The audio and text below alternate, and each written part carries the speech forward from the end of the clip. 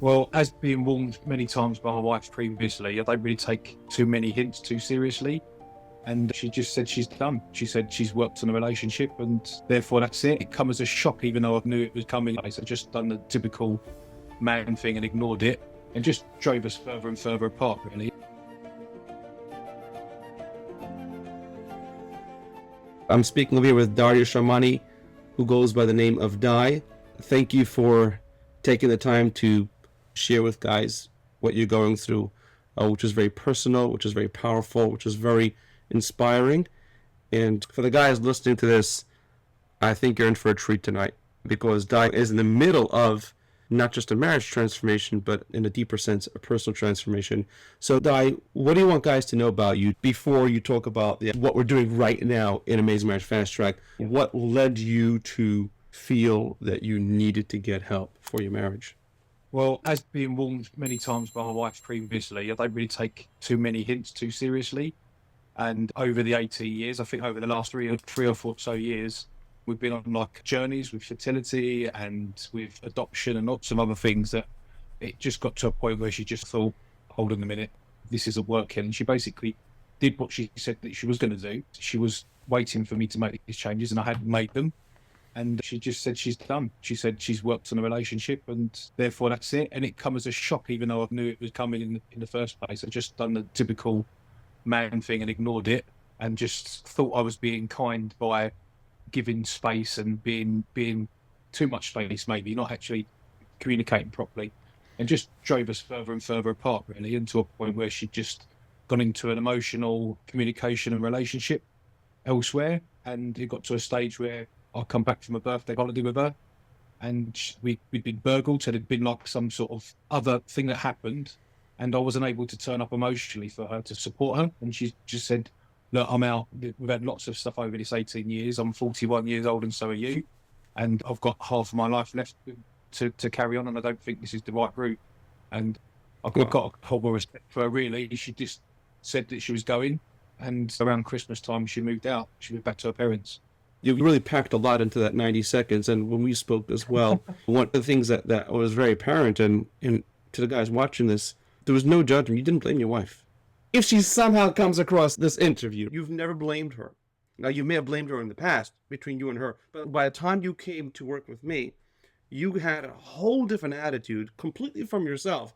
You were ready to step up and look back at the way you could have shown up for her differently in key areas and key interactions, emotionally, supportive, present. It's a very important thing. It's not just attaboy kudos to you. It's actually a critical part of any strategy because otherwise, no matter what any mentor would tell you, it would actually be manipulative towards your wife if you didn't come with the attitude of, I am taking responsibility. I know I was missing the warning signs.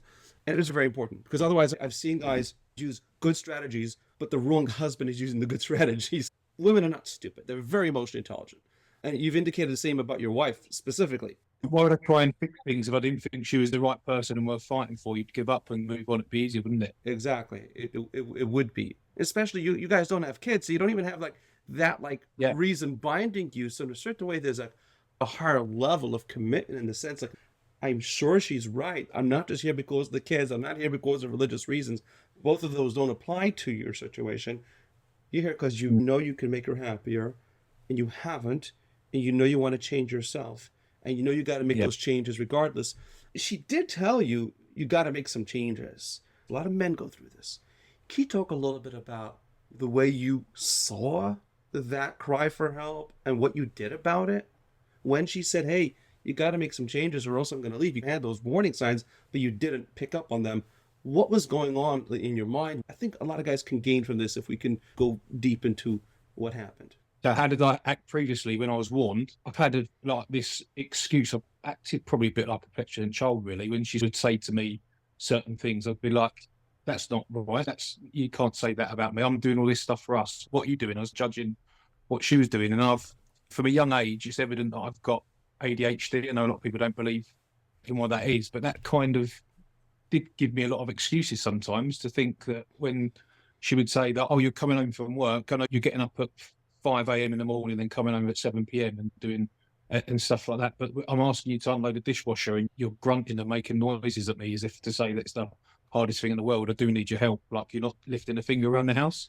But I actually just thought to myself, I've done enough. It's not a nice thing to think. I was just thinking it's, you're working less hours, you're around, you're more available, then you need to do this stuff. But I weren't really communicating that with her. I think it probably worked out better, even though it sounds harsh, for me to have actually just come clean and said that, and actually just been true to her and say, oh, actually, I think that you need to be doing this. But I think what she wanted is to feel like she was being, I was being thoughtful for the actions that she was doing, because she was working hard equally in her own way. And it must have come across as that I wasn't being very respectful. And it's one example of many in a certain way that's actually deep. Like when you have the entire strategy in place, it actually fits perfectly. It may have been better for you if you didn't do the dishes than to do it and give the attitude, communicate subconsciously to her that you're resentful or frustrated. Like that energy that which was being communicated was doing more damage to the marriage in theory than if you didn't do the dishes at all. Yeah, I think it was probably, I would say the biggest damage that I've done was probably neglecting, really, to be honest. If she'd thrown these words at me, I would have denied all of them. You're neglectful, you're controlling, you do this, you do that. And I would have thought, I'm a really nice guy. From work to friends to family, her friends, herself would all say I was a nice person. How could I be controlling? How can I be? And that's a trap. That's the trap that a lot of guys go through. I went through this as well. Being a nice person doesn't equate to being energetically, emotionally, and subconsciously a great husband that's attractive and that earns respect and that leads. And that is one of the things which I learned the hard way, as many of my clients. Let's fast forward a little bit. What made you reach out specifically to Amazing Marriage Fast Track to discuss your situation? What was it specifically that you saw on the Facebook group or on YouTube? Like, what was it? I'd been looking elsewhere. So I'd been doing my own 3 months worth or 2 months worth of development after we got to the stage that she was out, and I went for a bit of a sort of needy, trying to stop her from going. I've gone from one side to the other. It just wasn't very consistent. And having a look at these other programs, I was trying to be a bit cheap and look and learn programs that I could get for free off of YouTube and watch bits and pieces together and get a bit of that program, a bit of that program, a bit of that program. And I was realizing that actually, although I was making lots of progress, it got to a point where she felt safe now to communicate to me. And then she would say something quite personal to me. And then I'd be going back to square one and being like, how can you say that about me? I've done, well, you've got a double standard. I'm doing all this. You're not doing anything. And it got to a stage where I thought 2 or 3 months I've been putting all this work in is all unraveled backwards. And I thought, look, I need to take her advice that she always tells me. I never look to actually invest in doing stuff for myself. I kind of always try to do the cheap way of doing things and just thinking that I can do things on my own, because that's the kind of person I am. I'm analytical, and I'm the kind of person that can research and understand things from DIY. And I looked at a few different programs from different people, and I just see them as their programs seem that you'd had to, I wouldn't say manipulate, but it seemed like a strategy. If you do this, you do that. And then I just thought, I don't really think that fits into my situation. I felt this was actually a bit more, the way it was structured was that to say that maybe you need to look at yourself. You need to look at what you can do about yourself to change, and that will attract her back rather than being needy and trying to do stuff. So I was just looking through some of the videos, and there was stuff about the marriage cancer, and there's a few other bits and pieces about, and it just started to ring home a little bit, thinking actually it makes sense, some of this stuff. I need to look into it a bit more. And I just took a leap of faith into it and said, I'm going to go with you, David, with this. I think we had a call, a 30-minute call. And I think probably within about half of that time, I made a decision that I was going to go with it. And I thought, I need to do this. I need to sort this out. Otherwise, I'm going to be another 3 months down the road. It's not like you didn't try. You did try from YouTube, like you said, bits and pieces. I was doing a good job. But then it just goes to a point where you question yourself within, well, am I doing the right thing? And then you're not consistent. Then you're going from one to another. And that just shows that she was looking at me going, who are you? You're scaring me now, because I've known you for 18 years. Now you're someone that's doing all the housework. You're doing all this. You're like trying to offer to do stuff to me. You're being needy. You're saying that we've asked about joining finances for years, and now you're saying that you want to try and do it. And you chose a car. So all these other little symptoms and stuff like that. I was trying to repair the symptoms, and it was just overwhelming for her. Me trying to repair those symptoms, doing what I normally do, she was pushing her further back, and she's like going, no, I can't. It's just, she was an emotional breakdown, where she's like, I can't deal with this. I'm going to have to leave, and I'm not going to come back. This is it. This is you trying to control the situation. If I say I'm going, I need to be able to go. You can't say that you're going to stop me or you're going to do this by trying to make it better. you've tried and it hasn't worked. So That's so powerful. I hope the guys watching this really understand the depth of the work you've done on your own before you looked for help, and how doing too much, making too many changes, can push your wife away because it breaks trust. To simplify it, it starts looking like an act, or it looks like control, or it looks like a manipulation, even if you don't mean it that way. And that's why it's so important that when somebody does make the personal changes, they do it in a careful, strategic way, and in a way that actually impacts positively the marriage, the relationship, without her thinking that you're some new person that's doing a whole bunch of things. And like, I didn't even marry you. I married a whole different person. You got to be careful and really surgical as you make your changes, that you somehow retain the person she remembers. Otherwise, yeah, it looks like an act. I think it's so yeah, important for guys to get that. And I appreciate you sharing vulnerably about that.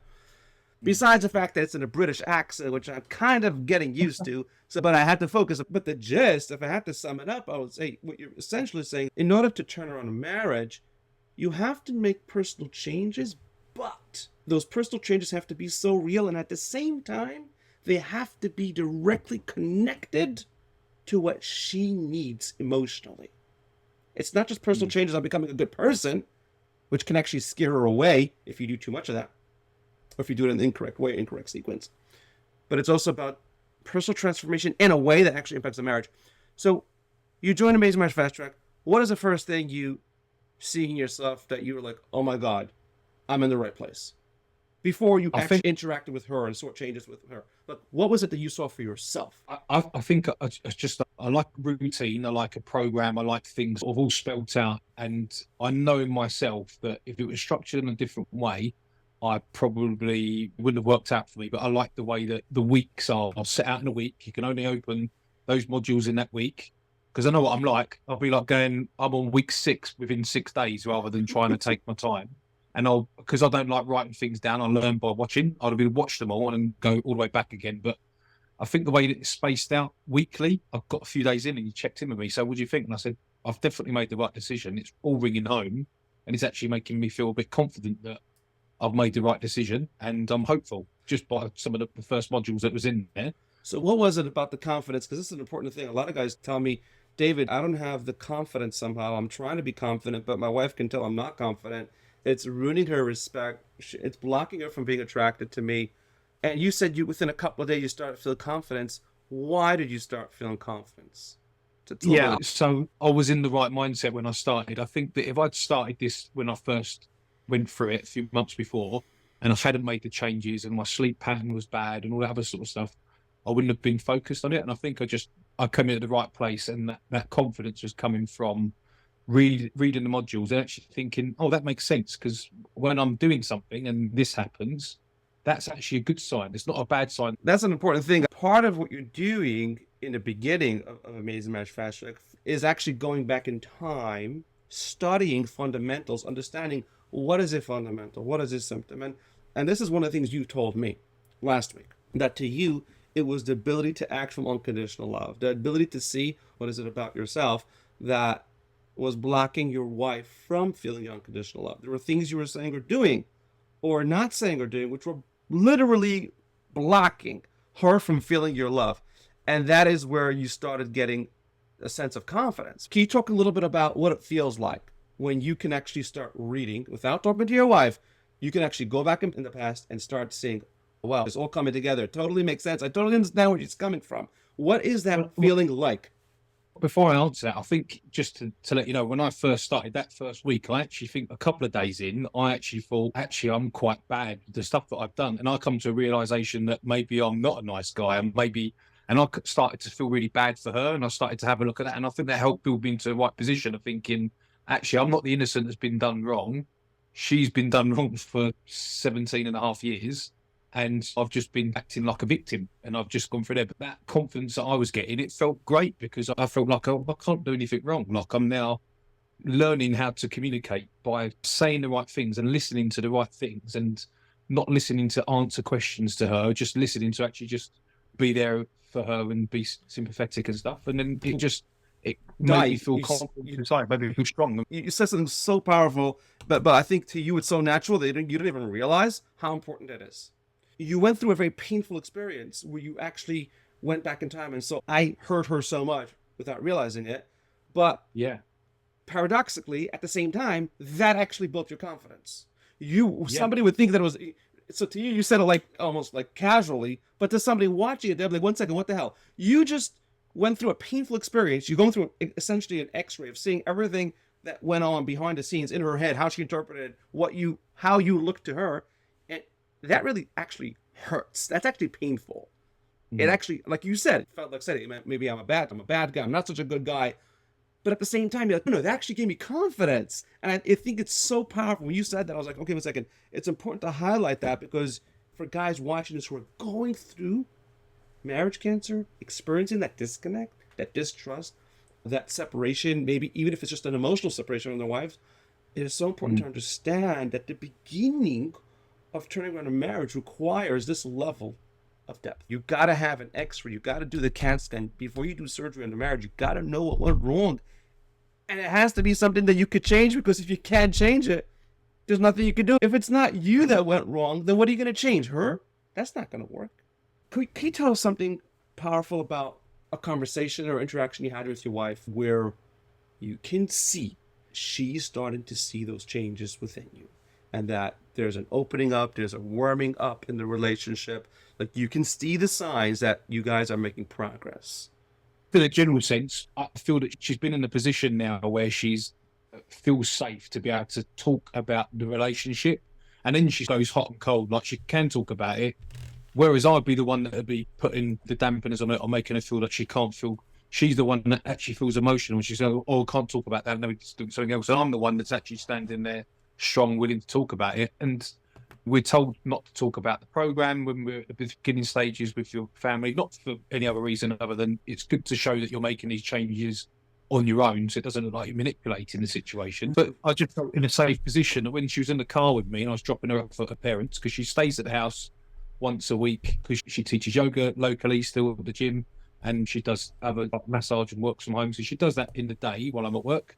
She stays one night, does a day's work locally, and I drop her off. So in that car, we just had a conversation, and she was talking, and then she started to talk about old situations and going, "Oh, do you think that if the same situation was to occur again, like when I was ill, and you wouldn't even ask if I was okay or if I needed a drink of water or anything like that, or you'd wait for me to ask for something and you get it for me, but you'd never actually be doting on me or waiting on me or hand and foot. You'd have to be asked." And I said, "Well, no, I wouldn't be like that anymore." And she said, "Well, why not?" I said, "Well, before I thought of things in a different way, and I just probably was asleep. I wasn't awake and being conscious of what I was doing, and I care for you, and I actually genuinely would not do that."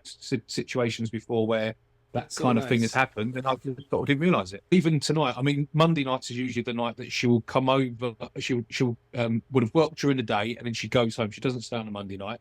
And she said, "Oh, I'm not. I've cancelled my yoga class. I've got cover, and I'm not coming."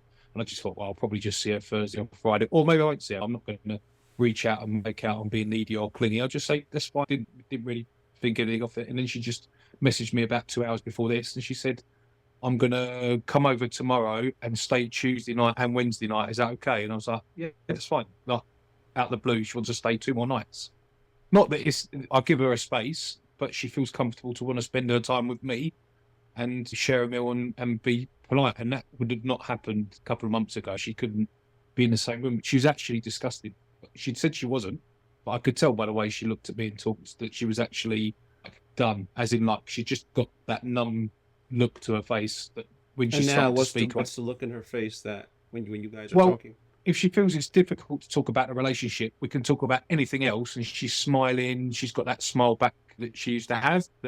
And that's an uplift for me. But then it might go on to difficult situation, talking about the past, and I would try to listen, and then I wouldn't comment until the right time, and then she'd ask for my opinion, and I would kind of steer around and dance around and try to make it a little bit more not too serious and dramatic and horrible. And that way I could string out that conversation about the relationship a bit longer. And then when she felt that she didn't want to talk about it anymore, I'd let her in her own time. One of the things that you told me was that your ability to know what to say and when to say, that has Yeah. gotten a lot better. Can we talk a little bit about that? What is it like to know intuitively and confidently when to close your mouth, when to open it, what to say, how to navigate a conversation, how to reach your heart in an authentic way. This is not manipulative. I gotta say this for the record. My expertise is helping a guy unlock his best version. I have not given you anything to manipulate it with. Nothing. What I've No. helped you see is exactly the exact parts of your personality and your skill set, your communication, your logic, your really your character, how to combine all of that and bring out the best version of yourself. But back to the question, what is it like to go into a conversation with her, having the confidence and the clarity, the skill set to know how to navigate and how to interact with her? Yeah, it gives you, well, I'd say the word confidence again, but I think, yeah, having that change of mindset is just actually empowering. You just feel like you're not afraid internally of what might come up. Because like if something comes up and it's a hard subject, I'll probably just turn around and say, I'm not ready for that conversation right now, or I can't really talk, but be in a polite way, but say, well, we'll talk about it when we can. That's what I kind of get into that situation. But it's empowering. You feel like you can hold the conversation, and I'm definitely not an expert at it, but Right. You're not shutting down the conversation. I walk for hours. I do like 30,000 steps a day between my jobs in London, and I'm listening to repeat videos of all your training. I don't listen to anyone else's now because that's the danger of conflicting. I will go back Right. and listen to some of the past ones. So if I'd been given the access to all 12 weeks in one go, or however many weeks it was, I would have been just overwhelmed. But I've gone through these It's weeks too at a much. time, Yeah, it's and too I've much. gone back to 1 week, 2 week, 1 week, 2 week, 3, and then there's bits mentioned, and I go back on there. But I think that the modules about listening, speaking, and actually giving actually appraisal. That's the thing that I was really bad at structuring. Sort of understanding that it would be like going, "Oh, you're really beautiful," or "You're really pretty," or this, or complimenting something superficial, not going deep. And it kind of seems ingenuine because we're in a day and age where there's so many people with access to social media that could be happening to women day in, day out, Oh, it thousands of them. does. And then, And it doesn't mean, not only does it mean anything, me to say that, breaks. she's probably thinking, well, 50 people already said that to me today on social media, and I actually don't like you. So it's not really resonating with me. But the stuff that's coming through now, I'm kind of practicing in my own time, thinking it to myself, and sort of like thinking when that opportunity comes up, I'm gonna give a So really you're nice, referring to genuine you're referring to the appreciation training, like this entire training about how to yeah, do that's really appreciation. And because I'm at a stage now that was probably a couple of weeks ago, and it wasn't really relevant because I don't want to start throwing things in too early for my personal situation. But I've now this week, knowing that we're at a talkable stage, to not only listen, but I want to be able to give that praise, that appraisal. So I'm kind of looking how to structure that because it's you say not. appraisal, just for guys listening to this, to the Americans, he's referring to appreciation, to compliments, to Yeah, sorry. learning Yeah, how to very carefully and accurately and genuinely pick the right thing, which is true and powerful in a way that comes across very powerful. Not that the cheesy, you're beautiful, I love you, you're amazing, a lot of that yeah. stuff that doesn't, not only doesn't work, but actually can backfire. Man, so what are you most looking forward to as you continue? You're still in the program, we're still working together as you continue your journey personally and with Well, football and with I'm Paula. I'm looking forward to more opportunities to being tested because I think that that's the only thing that's going to help me grow. That's going to help me sort of star out and be able to be stronger. I think is to be tested because I'm only getting bursts of it for half an hour, so at a time, a couple of times a week. Whereas I probably need to be in a position where that we could be spending more time with each other, and I'm given more opportunity to work with her and to show what skills I've got and what I'm actually able to give to her, what I'm actually able to deliver to, not just financially and stability and stuff like that. Is actually the emotional things because she's a very emotional woman, and I think a lot of women are. One thing that I was lacking, and it's very difficult for someone else to find someone that's got all those security things that they can handle, as well as pass all the things to be able to listen and to be able to give that good luck to someone who wants to go and find someone that's got all those qualities. But you have them now. That's what I'm saying, as in I'm doing all this training and there's no guarantee either way of what happens when you go through this training. She's an intelligent woman, and I have faith in the fact that she'll make the right decision, whether that's with me or not. And I think I'll be in a better position by the end of this training. But the end of this training in weeks, it doesn't really mean it's the end of his training, does it? You've got to carry this on for life now. No, This is like exactly. a way of living, a way of thinking, a way of acting that For the guys watching this, it's important to understand this because he's going through a process, right? But you subtly inserted, what happens if it doesn't work out? What happens if at the end of the next 2-3 months, she comes back and she says, hey, I don't want to make this marriage work, despite your best efforts. How will you Well, look she at said that? that previously anyway. That is kind of what happens. But if it gets to the stage where that happens, then I'd probably feel a bit sorry for her because she's not going to find something as good as me. And that sounds a bit big headed, but I'm being truthful. I think that I owe it to her to try to get her to see it's the right option. But I could go through this situation and realise that she's not making any changes and that I'd be better off someone else. But I don't believe that's true, and that's why I'm going on this journey. But by no illusion that I'm going to be brainwashing her by doing good actions. All I know is that Right. by building the garden, you'll attract what you want to attract, don't you? You've got to sort of make yourself right, and then you'll attract. I'm already finding it works anyway. I'm someone that doesn't notice anyone paying attention to me, but I've in the first 3 months of the breakup, I lost 20 kilos by going to the gym 5 times a week, and that's 44 pounds, I think. So that's what I've lost over that time. I've been working on myself, and I've been getting noticed by other people at work, by women in coffee shops and stuff like that, because I've made these changes and I've got this confidence about me. But the changes are not just the losing weight. You can lose weight and not get any attraction. Exactly. I lost the weight before I even come into the program. That's what I'm saying. I made these big changes before, and she see that as a manipulation. Right. As you said, all these other changes, that was an external. It wasn't it was a tall task. I've done these things. These are not easy things to do. Not easy, but it doesn't do much for the marriage. It doesn't do anything for the marriage. If anything, it was pushing her further away because she thought, if it's that easy and you could have done it, why didn't you do it when I was crying, saying to you, you're going to get diabetes like your dad, or you're going to be sick, or you're going to be ill? And she's in the health industry, and I was overweight and a beast, and all these things, and then you just go and do them as if it's easy. So why didn't you do them? But the main thing, what guys don't understand is that the changes that actually are building attraction and women paying attention to is actually the renewed confidence. But that confidence is a result of your ability to know exactly what went wrong, how to navigate, how to interact, what to say, when to say it, how to really capture her heart in an authentic, genuine way, and at the same time become an amazing person to the degree that you told me, regardless of what happens, I'm going to be an amazing husband. Yes, I would love to share this with her. Like, I hurt her and I owe it to her, but at the end, it will be sad for her if she walks away. But that is something nobody can give you. That is something which came as a result of all the training you've done and the work you've done. I couldn't give that to you. That is something you have to actually work on yourself, and kudos to you. What are your final thoughts, Di, as we wrap up our interview over here? What are your final thoughts? Like, where are you emotionally, and the way you look at yourself, the way you look at your wife, the way you look at your future? What is keeping you motivated right now as you go through the process of healing your marriage cancer? Well, I've probably been through the worst time of my life. Bearing in mind that we've gone through a really emotional journey for a long time, and I kind of was a bit of a robot.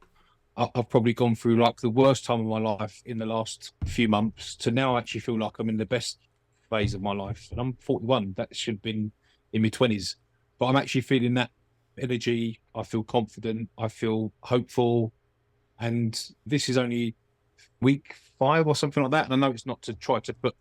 You're in the first half of Amazing Irish Fast Track. I'm on a journey of for the rest of my life anyway. But I just feel like, as in, if this is how I can feel after this short amount of time, then I'm doing the right thing. I need to just carry on doing it. So carry on with all the changes that I've been doing, and what will be, but not putting too much pressure on myself. I'm going to be in a good place. Thank you. I appreciate that, and I appreciate you taking the time. What would you share to someone watching this video, guys struggling in the marriage, confused, not sure where to go, what to do, how to look at it? What would you tell a guy if he's your best friend?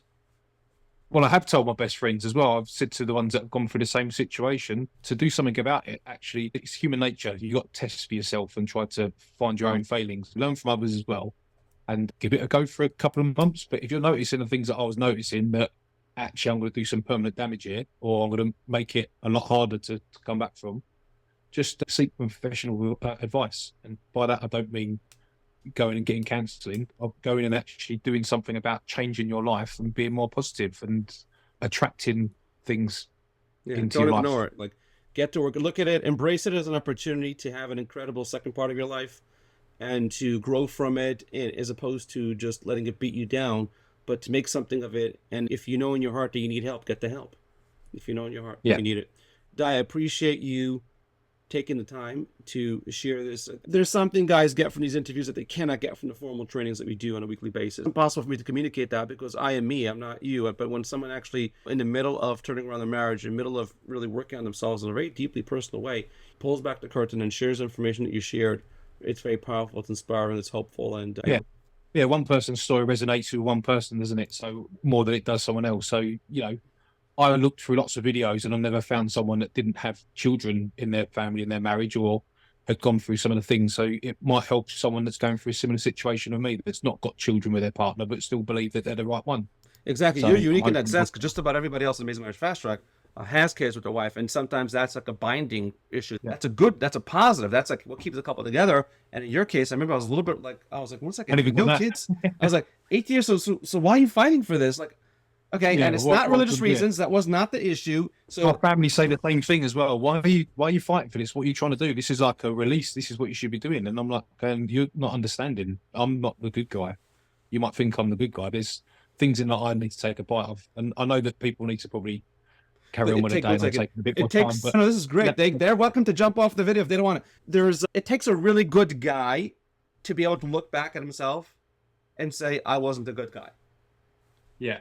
And some guys don't want to do that, but they stay stuck. Guys can see interview after interview on the YouTube channel where you see guys, regardless, even the guys who did not manage to turn on their wives for whatever reason. It was advanced marriage cancer, there could be different complications, different factors in the history and the connection between a couple that can lead to that. Or some guys give up halfway for whatever reason because they're just happier on their own. But regardless, the guys who stuck to the program, who followed the training, who implemented it, all, without exception, have an incredible level of happiness, confidence, and a much better, blessed life. Whatever personal relationship, professional relationship they're in. Like you said, everybody has a unique message, unique story, and if it touches even one person, it's worth it. And with that, I will wish you all a great evening.